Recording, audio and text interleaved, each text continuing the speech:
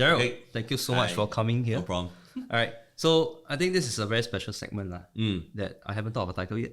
Okay. Yeah, but as friends, I want you to come here and let us know that your backstory of how you became an agent. Because I heard because I remember seeing you being viral as a Hokkien Mee.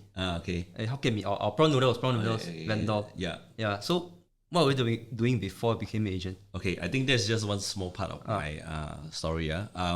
Basically, I think I've been doing a lot of jobs in my earlier days after my army and whatnot. And then one of the main career I took on was I was flying for SQ as a flight steward for about 8 years. And then I decided to stop flying, maybe to start a family. And then I was talking to then my girlfriend, which is my wife today, maybe start a business on the ground and do something of our own. That's why the food business came about. So you went from air to ground. Yeah, from air to ground. Actually, Hokkien Mee is quite close because in Penang they call it Hokkien Mee, but in Singapore we call it prawn noodles. So so when in Penang you order a Hokkien Mee, it's literally prawn noodles in Singapore. Yeah, so basically I was selling Penang prawn noodles. Of course, it didn't last long because I think it's a lot of hard work. Now hawker, you're really not used to it. You get sweaty and oily and every day. So and a lot of time, it more importantly, it takes up a lot of your time, which wasn't our intention in the first place. We wanted to be on the ground so that you could start family, have more time with our family, but it ended up that it's more time on the business. And then our family is setting up, my kids are my wife's giving birth soon, and a lot First of kid things, first kid. So a lot of things were toying in the mind, in the planning phase, and we just want to, I think it's time to do something different. So that's why we embark on, for myself, I embarked on real estate. Since then, it's been 8 years. Reason being, why real estate? I'm still very much of like a businessman, entrepreneur mindset, where I do not like to take instruction from like bosses, and I do not like office politics. 9 to 5 doesn't cut for me because of 8 years flying and whatnot. And definitely it's the flexibility of time. Was it really that lucrative? Then I don't know. I wasn't thinking about how much I can make. I just want to make my first buck, get my first deal across. So, and I was quite blessed because I have friends around me who was there to help me along the way and really show me the way to... Matthias and Damien. Yes, Matthias and Damien, yeah, to really help me and say, okay, you have to do this, do this, do this. Of course, they are not going to feed me like, okay, I give you this deal, I give you this. But they tell me which way to go. And of course, I give myself some time to try on. And well, I mean, quite a lot of hard work, I was quite blessed that, things just happen. And I got some deals done, then you get to see some money coming in, and slowly, it becomes a career. Yeah. From knowing you, right? Yeah. You were project ICs for quite a few projects, right? Yes. So before achieving all this, project ICs roles, right? Especially your first year, you say it has been quite, it was due to luck or something, right? Yeah. When you first started, I'm quite sure it was quite difficult, right? To be honest. Oh, definitely is difficult. I mean, started off, my focus together with so-called my mentor and whoever have guided me was to do private property. So I started on my first 1 to 2 years, I'm just doing rental. I think for the first year, I was just basically doing rental, and I put myself out to meet a lot of owners who are buying private condos for rents, and I started talking to them. Can you give me a chance to rent your place and whatnot? And then it started literally from there. So I have my rental income then, and slowly, of course, some investors, they want to sell off and have other plans, so they start to sell, and that's where my resale came in. And generally, the first 2 to 3 years is really doing resale in the resale market. The typical agent's job, buy, sell, and rent. And then as you go into this business, you need to have a bigger perspective and horizon. You need to think about why are people buying resale and why are people buying new launch, which is better. I think it's important to have understanding of the market rather than just a singular perspective. So I wanted to learn a bit more, so I went into new launches, understanding why are people buying new launches, especially when people say that, wow, PSF so high, can still buy it. But I see when people are buying into it. So I was curious myself, why are people buying into it? So I said, okay, you know what? I'm going to join a new launch, a project. Then Seaside Residence was my new first project. That was and 2001.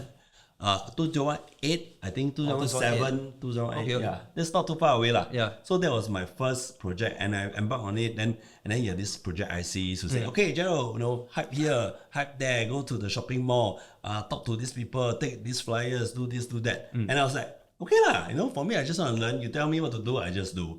So I was quite fortunate enough. I just went in. I just stayed in a mall. I got one buyer. Well, this is my first deal for new launch. So, I met this buyer, going to Giant supermarket. Then was Giant. Then he invited him. He bought a 1-bedroom. Okay. I was very happy. Hey, 1-bedroom, not bad, right? But standing in the mall. Then after that, I think 1 year later, he came back and bought another 4-bedroom. I was like, wow, okay, maybe 2 names. Yeah, 2 names. Okay. Then the ABS didn't also high.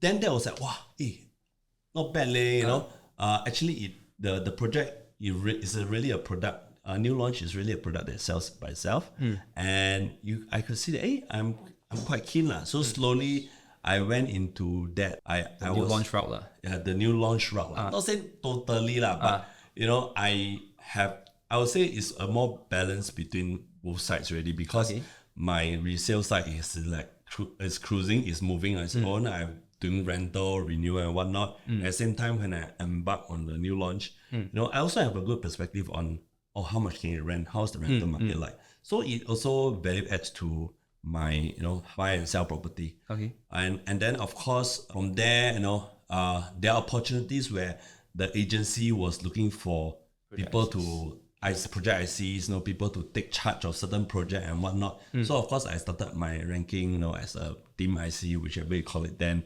and started to, lead small groups, to all these activities and sharing my experience. Okay. And slowly over the years, then maybe I gain more knowledge. At the same time, people see that, hey, I think you can take on this project and whatnot. How many projects since then? More than 2 hands? I think about 10 lah. 10 lah. Yeah, about 10. That's still a lot. Okay, yeah, not a lot. I mean, we work as a team. So actually, if you go on a project as C route in a way, it's a numbers game lah. I mean, because you, to be fair, you when you gain certain things, you will lose certain things. When you take up IC roles, generally on the resale market, you may slow down because your time is taken away from there. Certain buyers you're not able to go and you serve them more actively because you have taken up certain roles to do different things like go for meeting, meet up with the developer, talk to the developer, and do trainings for people who are joining. Coming onto this project. All the questions coming in. Yeah, a lot of questions. A lot of like, what's this product? What's this? And then you're spending most of the time doing this. So it is another career path within the real estate itself. Listening from your stories, right? Yeah. You started from resale. You start from rental, going through the hard path lah. Then you go to resale, then you go to project. Okay, so all this, right? How do you really prospect for leads for all these people? Okay, of course, there are different ways. There's a cheap or free way, or there is a paying way lah. So if of course the cheap and the free way would be going to door knock, standing on the outside the mall, and it's not inside the mall lah. Inside the mall is paid outside the mall. Okay, the what they call the zao de gu lah. And then the other one with telemarketing. These are the few standard ways of the free prospecting. Okay, of course, actually they still work today. Okay, but what you need is time. Yeah, and correct. Time and maybe more thick skin. All right, to get rejection, to face rejection, and also it's hard work. It's hard work. You really have to take a lot of your time and physically it's also very demanding. Like now the weather is so hot. Correct. It's really not easy for agents who are standing outside. Yeah. Correct. The paying part, of course, you go into like online social media, social media websites like Facebook, whatever, Instagram, and of course the other one will be Google paid ads lah. Yeah. that will be, I think Google Pay ads. I think, of course, newspaper, I think it's a bit phased out already lah. I don't think a lot of ads are there. Yeah, so I think going back to what you mentioned about, about time. So I think there comes a point in time in your career, or a lot of agents, their career, right, where they reach a point or a plateau that they think, wow, I cannot do it anymore. This is my max already. So I mean, that's the period where they should really look into other avenues to use money to buy time lah. Yes, definitely. All right. So you're a believer of that.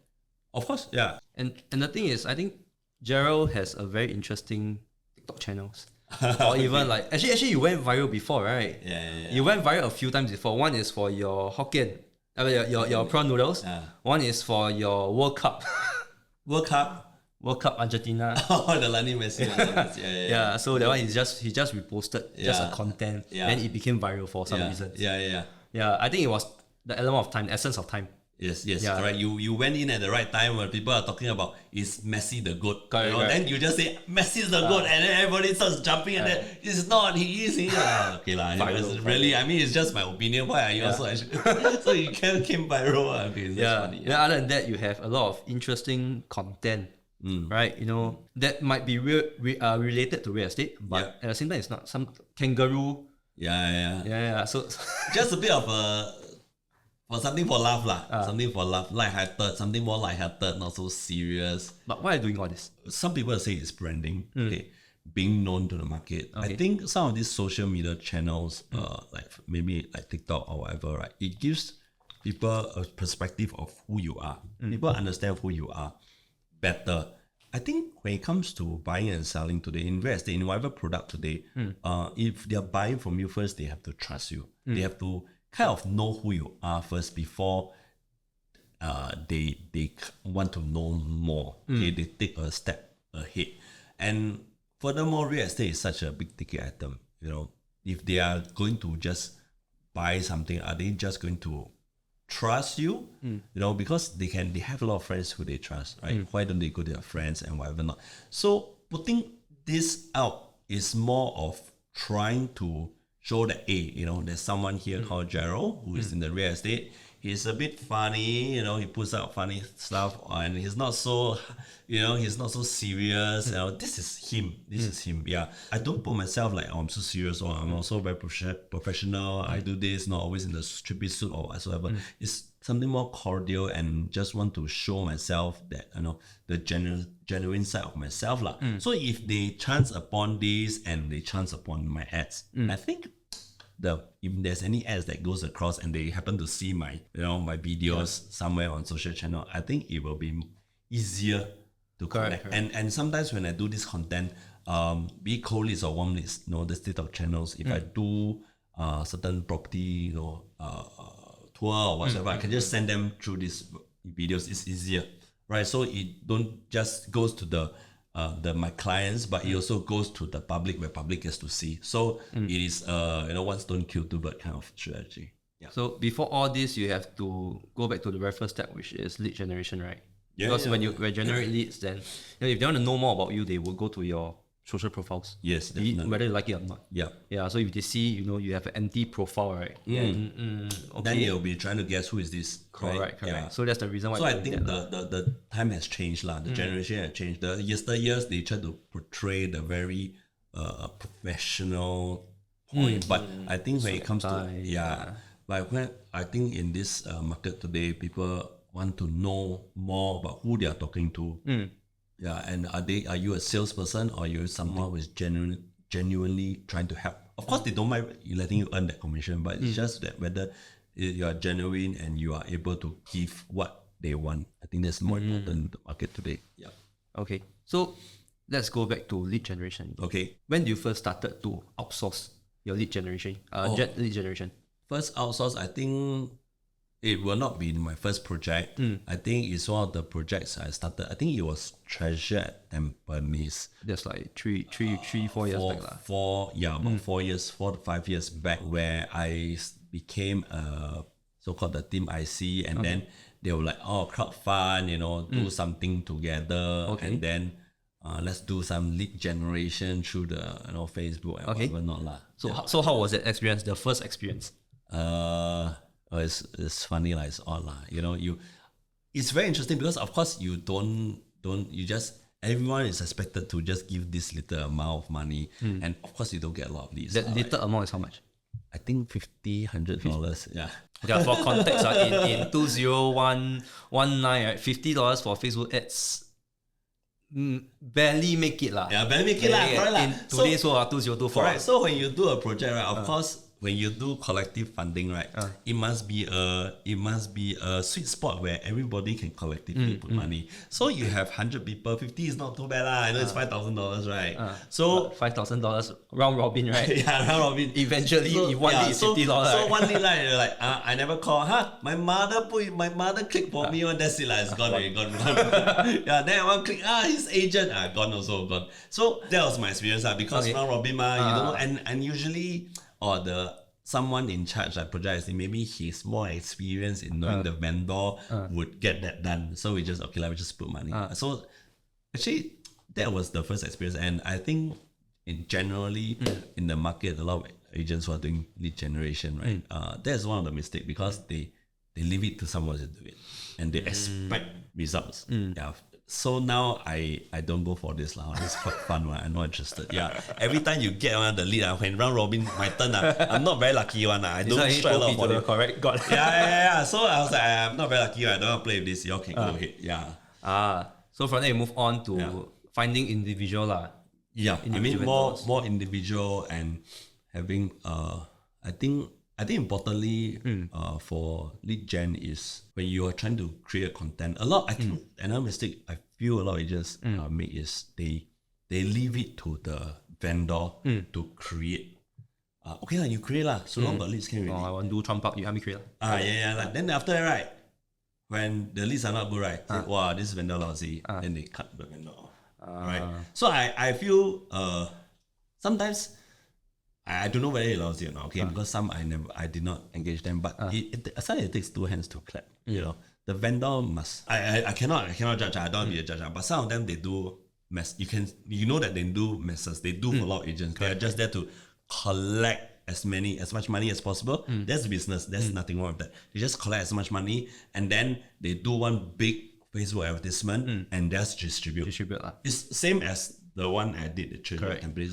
It's the same format. It's just that they have a bigger pie to distribute, but the leads are still the same. I mean, I'm moving away from that because I feel it's like a cookie cutter, and true. A lot of people see Facebook, they see the same things every day. So maybe no. So for me, I think I'm slowly trying to move away from that and maybe going for something that's more a la carte.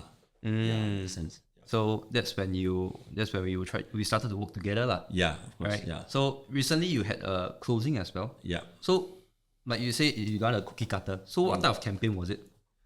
It was a campaign where I tried to tell people that because of ABSD today, people generally have one bullet lah, right? True. You cannot for clients who ask me, should I buy the second property at 20%? To me, I say no lah. Okay, not gonna do it. It doesn't make sense. Yeah. I think it's easy for people to have this narrative to say, oh yeah, you can buy, of course, 20%. You just buy and then hold longer lor. I mean, to me, it's like, of course, it's not money. It's easy for you to say, but if I'm myself, I won't do it. So if I'm going to invest today, I only say that I have one chance, right? So what I'm gonna do. So this is the message that I share on the social media to say that you're gonna want a chance, right? You gotta make the right decision. So what are you gonna do? So which project do you want to go for? So I think that is the general message that I put across. That look for me lah. I can tell you your only bullet, right? Can go on choose which target. Which target to hit lah. Yeah, but also not guarantee correct. Disclaimer. I always do a disclaimer first. Yeah, there's no disclaimer. I mean wrong, but I think more right than wrong. That's all. So in that sense, that lead that you closed, right, that came in, right, how was he or she like? Actually, that lead is they are very ready buyers. They just okay. In fact, ironically, right, they did not. She told me, hey, actually, I forgot how I contacted you already. I was like, what? Then I was like, okay, I thought I was trying to do a Zoom or meet up and give you my, show you my deck. And he said, no need, I know what I want. And I said, okay. So this is also what I learned, when people click on Facebook ads or whatever, right? They really humble, just click. So they will get a lot of people to contact them. Then they will push out agent 1 to 10. All right. So I'm not any special. I'm just one of them who managed to get in line. And she was ready. He says, Gerald, I want this. This is my criteria, what I want. Okay, find me. I want freehold. I say, freehold, this is street, don't have a. Then after that, I have no choice. I have to go to a resale. I say, okay, these are the options. Which one do you want? She say, she want this one. Okay, let's go and view. Show away. She say, okay, let's make an offer. Wow. Yeah, it's quite fast. At the same time, yeah, they were also considering new launches. But I said, hey, never tell me that time. Every day tell me you want new launches. Okay, next time. I mean, to me, it's almost the same. I mean, after sitting down to evaluate, actually, for this client, getting a resale makes more sense than they were actually thinking of Lenton Mansion as well. Oh, okay. Yeah. So after evaluating the buyer's circumstances, it's still I still feel that the resale was a better option for them. Hey, this is a element of a good agent. You cannot she can earn more. She can earn more. Yeah. Yes and no, but correct. It depends on objective, right? Yeah, correct. I mean, to be fair, if you want to, of course, new launches, the one I have to co-broke, it's really minimal . But of course, you have rental, you get rental income and whatnot. So, and they are looking to sell, there is short to medium term investment. I just had, I put both on the table and to tell the clients the pros and cons. So I think they were very comfortable with the one that they are going to get . So let's go on with it . I mean, don't force something that is not what they want. Not really what they want. They are still very unsure. Correct. Yeah. So I just went with what they are more leaning towards . Yeah. So coming to this day, you're still running ads with me, Lucid, right? Yeah. Lucid Digital Lab, right?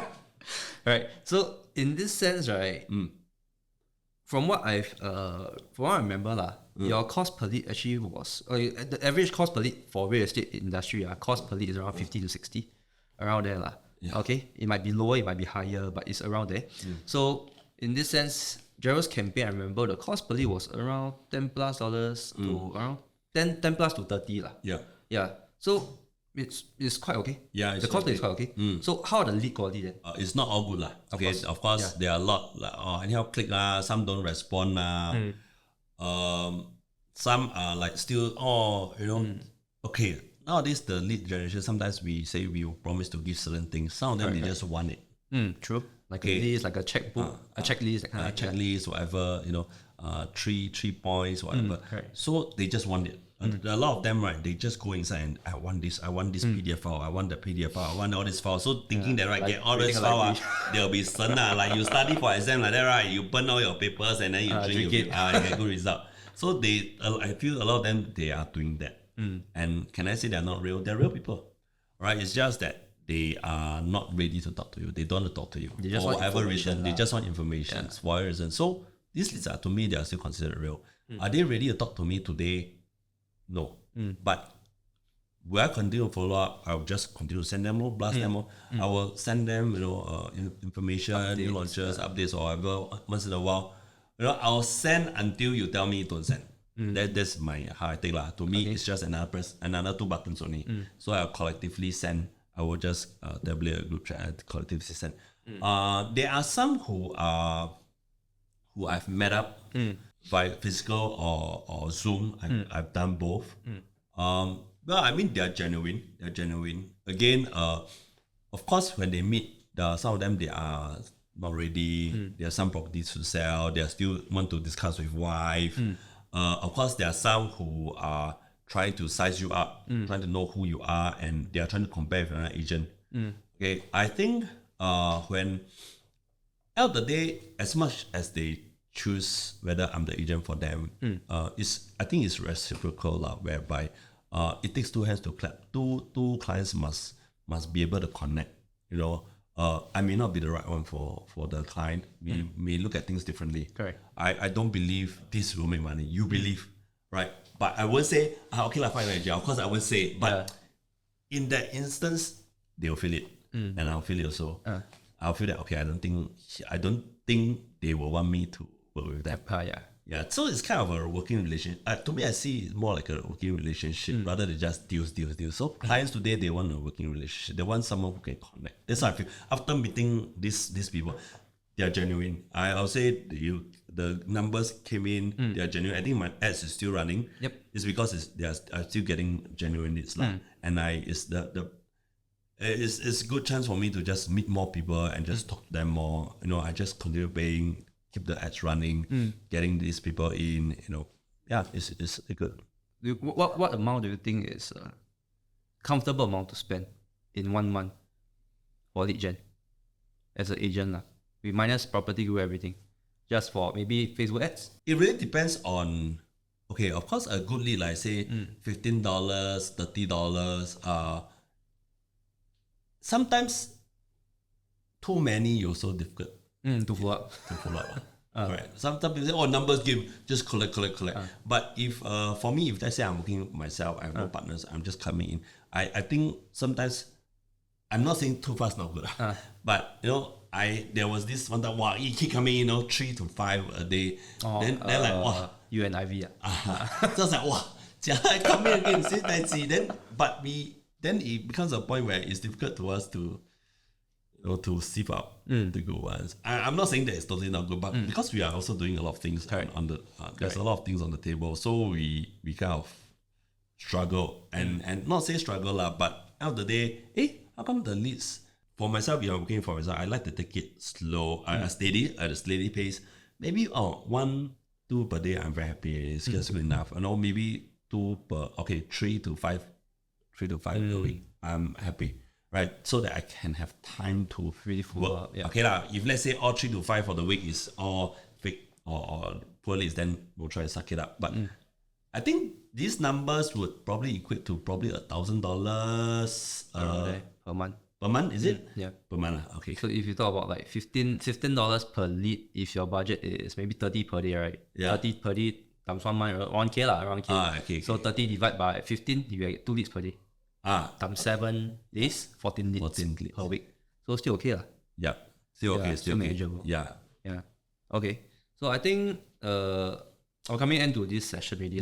So basically we learned that Gerald went from the air to the ground. From when to the ground, right, he went to catch the prawn and then sold it. And then after that became a real estate agent because it wasn't worth his time. Yeah. You feel that it was okay, he had the money but the time spent was too much. Yep. So he became a real estate agent, and he went towards the rental route. He went to the rental route, resale. They went to new launch, became an ICs for a lot. Dedicated his time, and then outsourced whenever was needed. Close a deal from outside, and then still running. Actually, he ran quite a few campaigns with us already. Yeah. So that, I wouldn't say outsource when needed. I think it's important to have this perspective, right? Okay. That business mindset, because I have done businesses. I have, for example, a hawker store. Okay, you need to have money put in. You need to buy your utensils and whatever. Correct, you need rental. Rental per month is like 5,000. Overhead everything per month for a store is about $5,000 to $8,000. These are turnover. These are monthly. Money costs. The money they put in. So I think in every business, you need to invest. You need to have some skin in the game. You need to put the money in the business so that business can grow. You cannot just rely. To me, of course, if at time, I'll be running around getting free leads. But at the same time, you need to run it like a business to invest money to where you can grow. Where this money is never, to me, is never lost. It is not spent. A lot of people feel that it's spent, but it's invested. Invested. So I think the mindset is very important. To change from employee to a business owner. Yes, correct. Yeah. Okay. So thank you so much for coming down. No problem. Okay. So if you're looking to buy, sell, rent or house, Oh, okay, Jared Noel. What's your handle? Huh? Your IG and TikTok username? I think it's Jericho. You just search for Jared Go or Jared Noel Go lah. Jericho. I'll put it at the screen there. Okay, thank you for that. Yeah. So for any other agents that are looking to increase your sales, scale your business, and get leads, okay, you can contact me, okay, at 81269395 or Lucid Digital Lab, okay. And I think that's all. Right, thank you so much for coming down. Okay, No problem. okay, bye bye. Bye.